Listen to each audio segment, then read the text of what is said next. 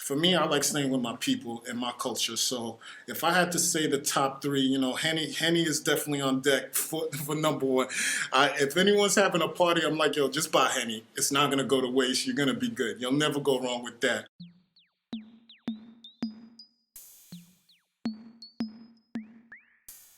All right, man. We got G-Shot in the building. What's up? Yo, what's good, man? What's good, man? Happy to be here, man. What's going on? Cool. Happy New Year. Happy New Year, for real, man. Happy to see 2021, man. It's been crazy year.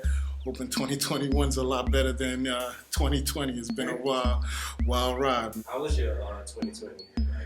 Yo, 2020 was crazy, man. For me, funny enough, when you hit me up, man, it was one of those things that made me reflect on what happened in 2020 because it really brought back that entrepreneurial side of me. That's that business mindset, because it was one of those things that for a lot of people, I know 2020 was rough, especially for me, man, because I know a lot of friends, even direct family that got affected by COVID, even passed away. So I know it's been hard for a lot of people. I'm just happy, I still had a job and was still able to, hustle and grind and get, paper in my pocket, So really going back to 2020, really focus on my business and really get my business off the ground, because I was kind of slacking on it, but I refocused during 2020, and now 2021 is just looking a lot better. So what is your business? Let the people know what you do. So I'm the G-Shot, and it's kind of play on words with the G-Shot. So I run a photography and bartending service business. So primarily bartending. I've been bartending for about maybe 5-6 years. In 2020, I decided to pick back up. I still had some clients that kind of reached out to me to want to do some private events. And funny enough, one thing led to another. Before I knew it, I was doing a gig, maybe 2-3 a week.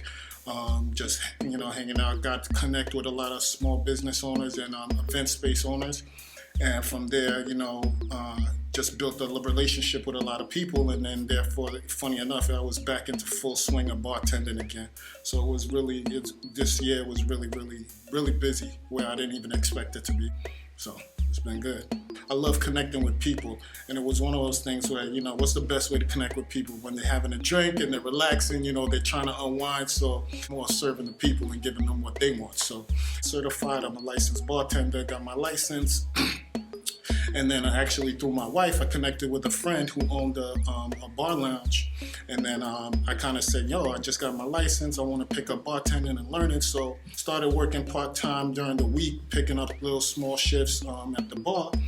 And then, from then on, I got to work with a lot of great bartenders, a lot of experienced bartenders, where I learned a lot, learned the ropes, and really got, really kind of honed in on my skills as a bartender. And it's something that, dealing with those rush when you got 50 people coming at you at once, and they're like, yo, I want a drink, yo, give me a Hennessy, give me a Ciroc, give me a, Patron, and they're like, 50 people. You got to really learn how to manage and organize yourself, because, it's crazy when you're behind the bar and everybody's shouting at you, yo, I want my drink, but you kind of pace yourself, and you know how to organize your bar in a sense and take care of people, and then eventually, once you do your thing, you always get those repeat customers. So that's what I try to bring to the table. That's been working for me, because I try to focus on my craft and give the best customer experience I can. Oh, what was the name of the first bar you started working at? I started working at 333 Lounge. Tell me about your first week working there. How was it?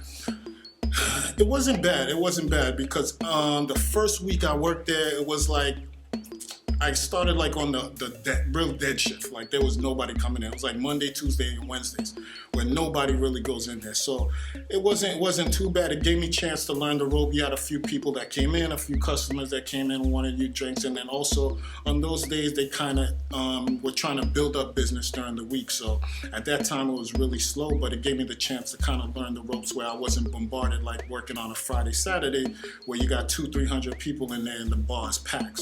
It kind of gave me the chance to learn, understand the bar, understand the drinks, understand the menu, memorize the different type of drinks they had. So for me, it was actually kind of was beneficial to me because I was new and it wasn't their busiest day, so it gave me the opportunity to kind of learn. Yeah. So you're licensed and you went to school for bartending, correct? Yeah. I went to 1-800 Bartend. That was the school, man.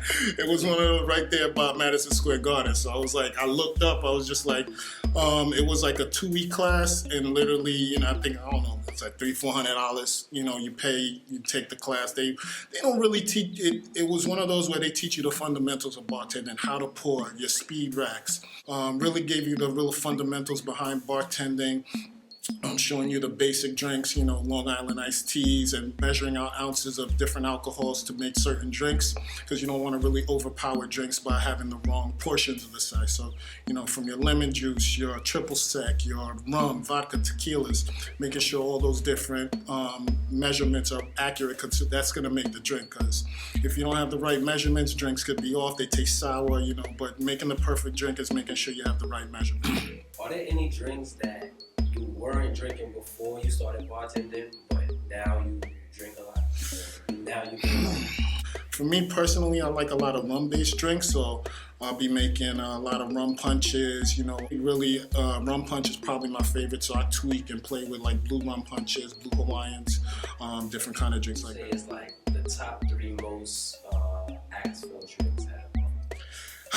Now that's kind of tricky, because it all depends on what bar you work at too, because every bar has a different crowd and every crowd has their different type of drinks. So for me, I like staying with my people and my culture. So if I had to say the top 3, Henny is definitely on deck for number 1.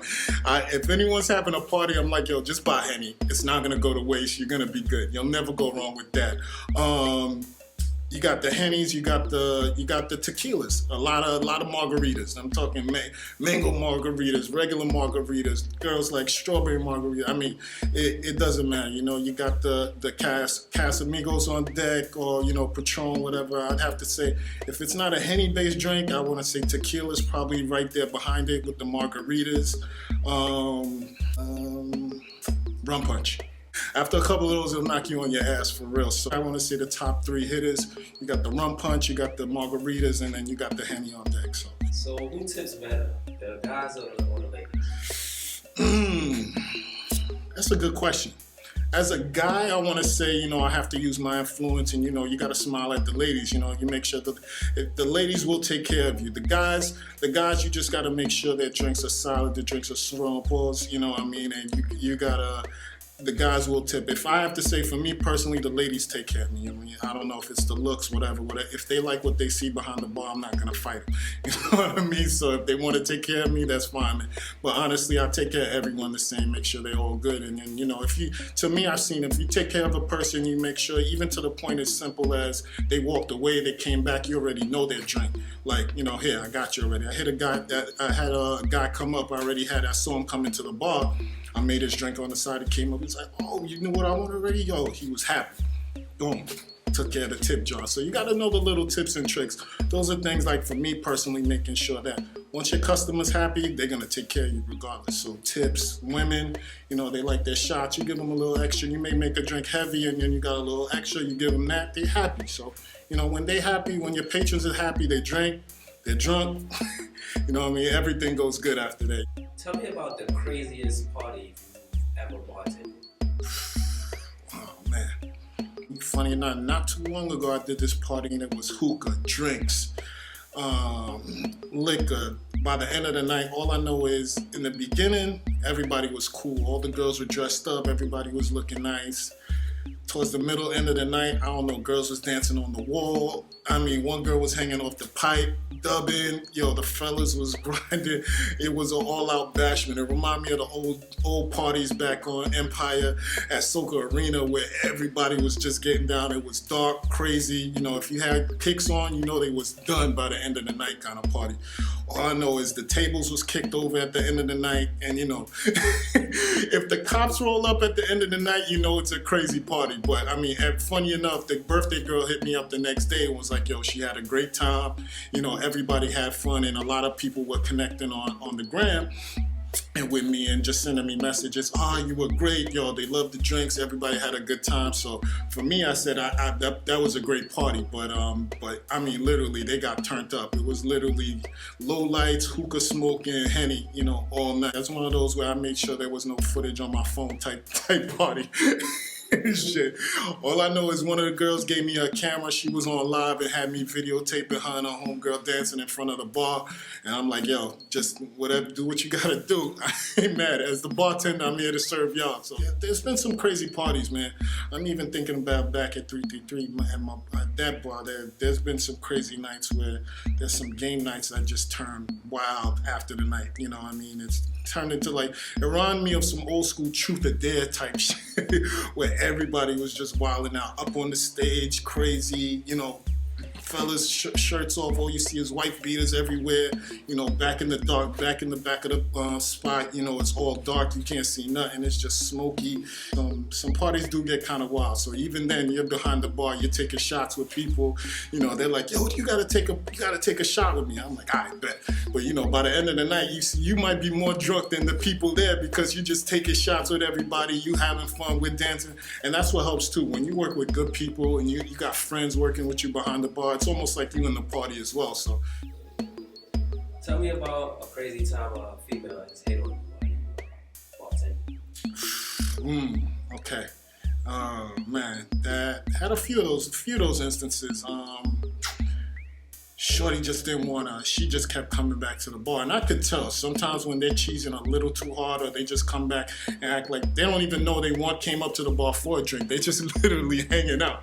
I'm like, I bet, you want something? Yo, what can I get you? She's like, nah, I don't want that. I've had girls just write their number on the napkin and slide it to me. I had them give it to other girl bartenders and they're like, yo, Marvin, this girl left a number for you. I was like, who? I don't even know who that is. She's like, yeah, she said call her. I'm like, all right, bet.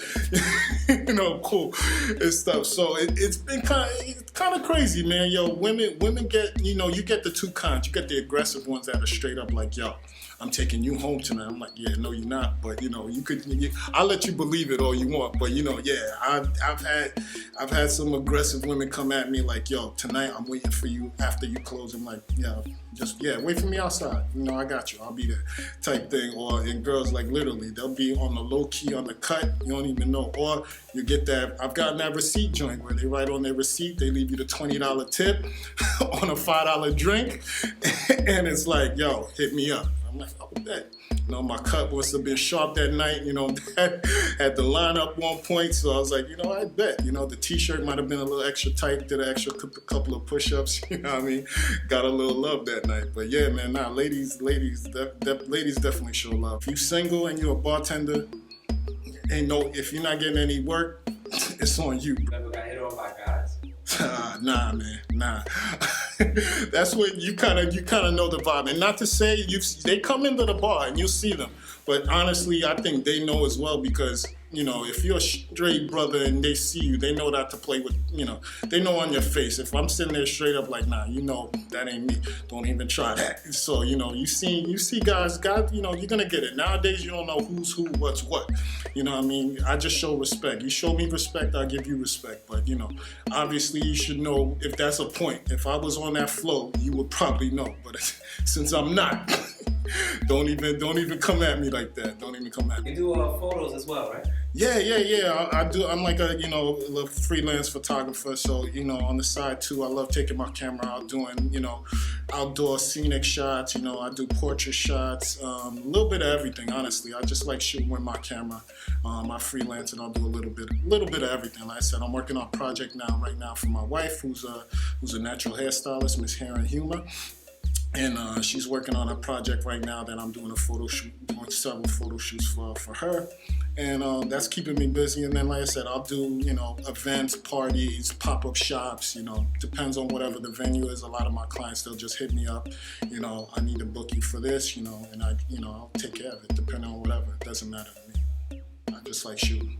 My page is the G Shot, _G_shot. On Instagram, you can hit me up at the gshot99@gmail.com. All my info is on my Instagram page, phone number, email, so you can hit me up if you want bartending service, photography service, name it, I can take care of it for you. Yeah, my wife is Miss Hair and Humor. She's a natural hairstylist. Doing big things, and she's kind of motivated me back to getting on my entrepreneurial status.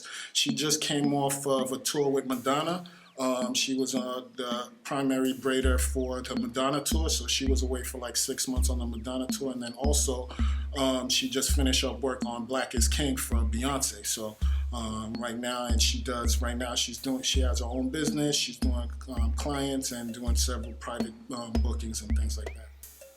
How long have you guys been married for? Ooh, we've been married for I want to say it's 5 years now. 5 years now. How did you guys meet?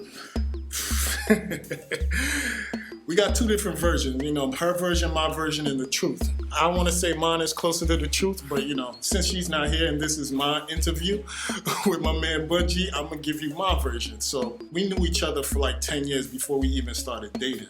So it was one of those where we met at a bus stop, like we lived in the same neighborhood, so right there on Flatbush. So we used to get on the bus at the same time. So I see her, I never really said nothing, but I would just peep her. Like one day, I guess she got tired of me staring at her, as she said, and she was like, yo, how many times you gonna see me and not say something? So boom, we started a conversation, we exchanged numbers, and funny enough that it never really led to anything after that. It was one of those where we saw each other every now and then, we bump into each other, we say what's up. We literally had the most random meetups. Like, I'd be at a club, she's coming in, I'm going out, and I'm like, oh shit, what's up? I ain't seen you in a minute. What's going on? Blah, blah, blah, and nothing happened.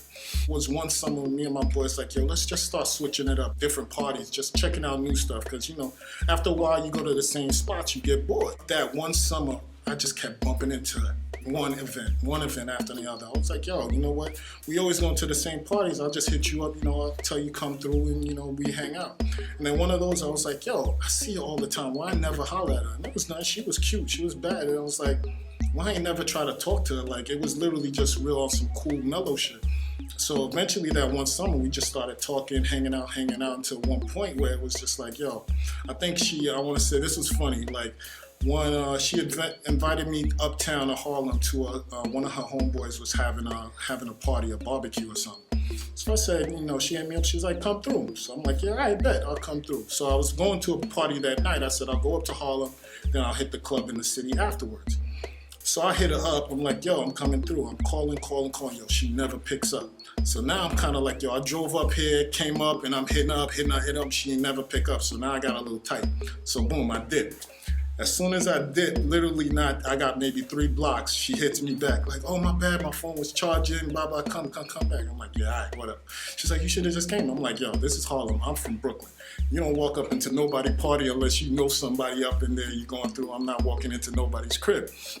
So boom, finally I come through, hang out, she's chilling. Funny enough, there's a bunch of people in there I actually do know. So we're hanging out, but we were, separate. She's chilling with her peoples, I'm chilling with my peoples. And then eventually at the end of the night, I kind of walk her to a car. She's like, I'm leaving. I'm like, all right, I'm gonna walk you to your car.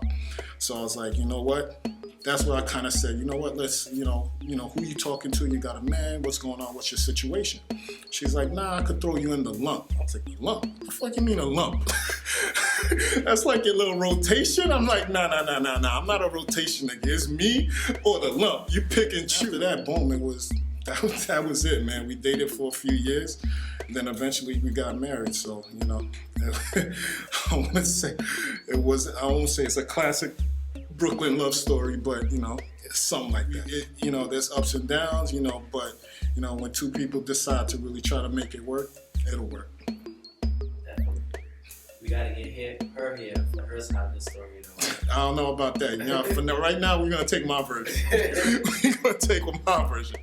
Right now, it's just us. We both chilling. Like, right now, I think we kind of been the past couple of years just focusing on our careers, work, and stuff like that. So how old are you? Right now, I'm 41. Okay. 41. You look good for your age. Black that black don't crack, man. That's official, man. We good. So what neighborhood did you grow up in? I'm born and raised in Brooklyn. I grew up on East Flatbush. I'm a Brooklyn native, man, and even to this day now, it's like, we all know if you've lived in Brooklyn, you know what Brooklyn's changed into, throughout the years. But honestly, there's nowhere else I would rather live currently at the moment, man. Queens is cool, but sorry to all the Queens. I would never live in Queens, man. Y'all got the 57th Street, Road, Place, Avenue, all on the same block. Like, you got a one-way that's a three-way street. Queens is just backwards to me. I don't know what he was smoking when he drew out Queens, but I don't know, Queens is a little backward, but nah, I just love Brooklyn, man. Brooklyn is like, to me, is the epicenter, man. Nah, I was just gonna say, man, like, I think everybody should, run their own business and have that experience, because it's one of those things where, in life, you just need to learn how to run. Everyone could go out and get a job and work for somebody and get them rich. But to me, I feel like, running your own business is really key. And, that just the experience alone, you never know who can help. Like even Bunji, when he reached out to me, we had just recently met at an event space and doing working. And, he reached out to me and said, yo, you want to do an interview? And I was like, yeah, for sure. Give me the opportunity to help somebody out doing something and also doing something for me, because honestly, I don't like being on this side of the camera. I much prefer the other side, but but it's something that's gonna help me build up. And speaking in front of camera, doing interviews, you never know, I might be famous one day. Y'all better remember the G-Shot. And I'm on TV, where you saw me first. Bunji got that exclusive interview. He could post first, you know what I mean? So even that, you never know, man. Somebody helping out somebody is really important, and you never know. You should always reach out and try to expand yourself, step out your comfort zone. Never be the smartest one in the room, because then you can't learn, as much. If you're the smartest person, you feel like you know everything, but you should always put yourself in that uncomfortable position, because it's only gonna make you better. So when you started to get into doing your own thing, what was the first thing that you did? Basically, one of those where, for some people, they got a lot of ideas on things they want to do. So for me, I want to say the first thing I probably did was actually narrow down what I wanted to do and then do my homework on it. Like I did my research on bartending, schools that I could get licensed. Did I need to get licensed? Some people, find out all the ins and outs of bartending and things like that. Was it something I truly wanted to do? So I would say it's more of, expanding your ideas, find those ones you want, narrow it down, and then kind of focus on that, hone in on that, and then do your homework, all the research, stuff that you need to do. You know what I mean? YouTube is always there when you want to learn about things, and kind of focus on it. If it's something you truly want to do, you're going to put the time and effort into it. When I first started bartending, it was one of those where I did my homework, looked up where I could go to get, my license. I did that, found the right school, found that was, affordable. Got that. Opportunity would have never happened if I wasn't out there and, putting it out there. Even if I just stayed quiet, the opportunity never came. Sometimes you have to speak it into existence. So for me, that kind of worked out. And then photography, even with that, it was one of those where I just got a camera, started watching a lot of different YouTubes, learning about, how to shoot. And even now, like I said, I'm a freelance. I'm no professional photographer, but obviously I'm a lot better than when I first started. And to me now, I know I can take pictures, for people, edit them, and give you a quality product in return, in a sense. So I know I was a lot further than where I was in the beginning. So that's just something kind of pushed me to learn. And it's something, whenever you're passionate about something and you enjoy doing something, you're always going to put that extra effort in, you know what I mean? So that's what I said, is having your own business, doing something for yourself is always a good thing, because when you go to a job and you work, you don't feel that connection because it's not for you. And your own stuff, that gives you that fulfillment, and you understand and you know what it takes to run your own personal business. And that's something I feel everybody should do. I think right now you're in a great direction. You're reaching out to people. You're pulling in the specific content that you want in. That's why I said, I was like, yo, I'm definitely going to do this. It's something I think I needed to do for myself. And if I could help another brother out with a project that he's working on, yo, I'm all for that. You know what I mean? For you, as long as you get, fulfill that portfolio for the content and what the goal you have for that project, because I know you got a goal for this and where you want it to be. Just keep having that, those levels of what you want it to. Once you hit that next level, go to that next goal, and just keep hitting those goals. And I'm 100% sure it's going to be quality, at the end of it, because you do some serious work. I've seen your stuff. You go check out Photo Vybz on Instagram. Look at his work. He's legit for sure. You got anything else that you into besides the bartending and pictures? Yeah, I mean, I'm a guy, I always love my hobbies, man. So for me, I do a lot of bike riding. I have my mountain bike and I do my fixie bike. So, that's one of those things. When it was warm, I haven't been out since it's got a little colder. But yeah, I love getting out on my bike. I love, taking bike rides, going into the city, doing laps at Prospect Park. Summer was like a little milestone where I did 100 miles in one day on a fixed gear bike. I literally rode out deep to East Long Island and rode back into Brooklyn, man, all in one day. So that was kind of like, kind of felt a little accomplishment on that one, man. My legs was killing me afterwards. I was like, I regretted it by the time, but once I looked at my Strava app and I saw my route and it said 100 miles, I did my century mile. I was like, yo, that's good, man. Been into Jersey, gone over the George Washington Bridge, up the Palisades, back, ride to the Bronx. And if you know the Bronx, on a single speed in the Bronx with all them hills, man, it's no joke. So, yeah, that's kind of like one of my hobbies I'll do. With my photography stuff, I got a drone recently, so I was doing a little drone footage. I took it on vacation with me a few years ago, and then started taking a lot of beach work. If you go to my page, you'll see some of that work there too. What else, man? Just trying to keep my wife happy, put it like that. Let me check that off. That's another hobby. One of my serious hobbies, making sure she's good, man. And yeah, that's it, man. And just try to stay up with my fellas, my boys. Make sure everybody's good, and that's it, man. Just like to chill, hang out, and relax, man. Life is too short not to be doing what you don't love, man. Have you ever traveled outside of the country?